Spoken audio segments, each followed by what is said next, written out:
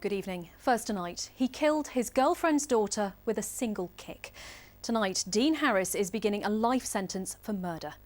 Amina Agboola was 2 years old. The court heard that Harris struck her in the stomach with the force of a car crash. It threw her 6 feet across the room and it split her liver in two. Paramedics said she was as lifeless as a rag doll when they arrived.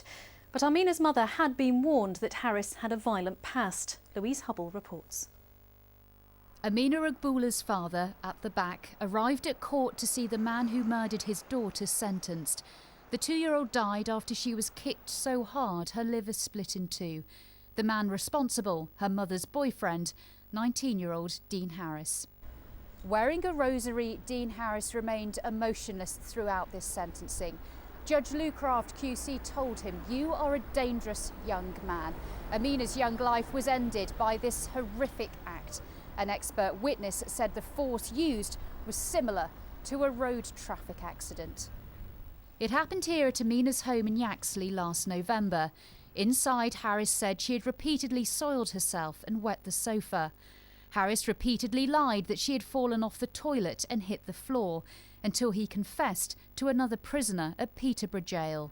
Today he was sentenced to life in prison to serve a minimum of 17 years.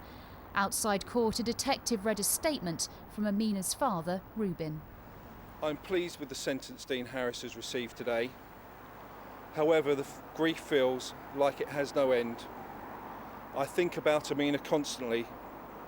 I still cry every single day. I go through the motions of living, but inside I'm somewhere else, thinking about my daughter all the time.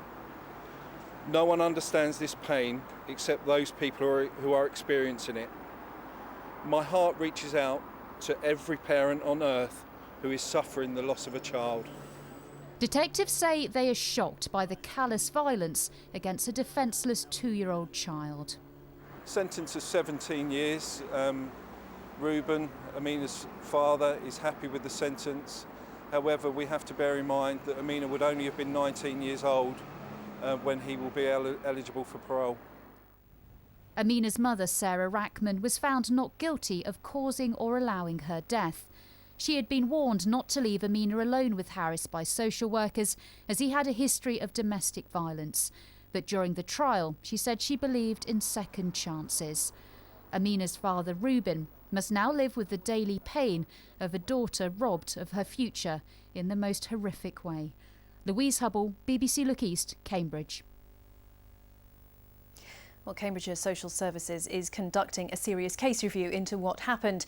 But when they warned Amina's mother about Harris, as you've just heard from our reporter Louise Hubble, she said that she believed in second chances. And this is something the NSPCC told me earlier that they hear all too often. Once you get into these kind of deep-rooted violent relationships, it's very difficult to get out of them, and violence begins to accumulate over time. Now, what women have got to do is understand that when they get very clear warnings about the potential risks to themselves and to their children, they must act on that. And at the NSPCC, we always believe, quite rightly so, that the priority has to be given to the welfare of children in all circumstances. So let's just take a look, generally speaking, then, at the balance of responsibility. Does it lie with the parent or does it lie with the authorities?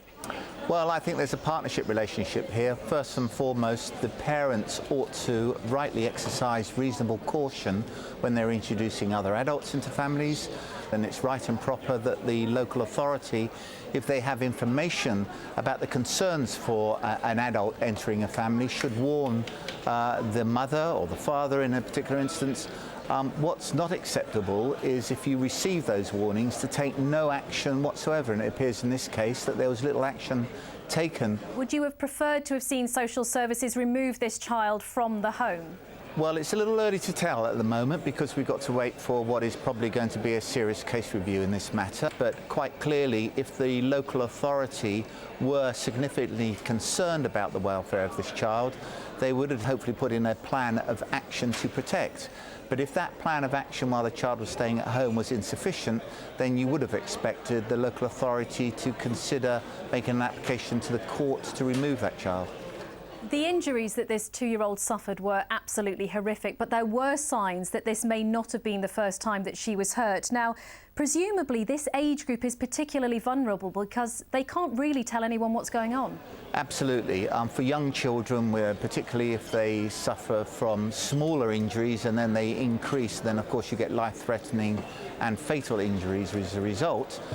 What's absolutely key here is that people, if they have the smallest of concerns, they must speak out. The public must take responsibility in these matters. We know that on average, one child is killed at the hands of someone else every single week across England and Wales. Now, do you think that this sentence will be a deterrent to people? Well, Harris has been given a minimum of 17 years. He may serve longer. He certainly won't serve any shorter sentence than that. I would like to think, though, that a very clear message goes out to anybody that if you are planning to harm a child, if you think you've got your temper out of control, then you need to think again, because if you harm a child, you will be brought before the courts and you will receive a significant sentence. John Cameron there. Next tonight, plans to review services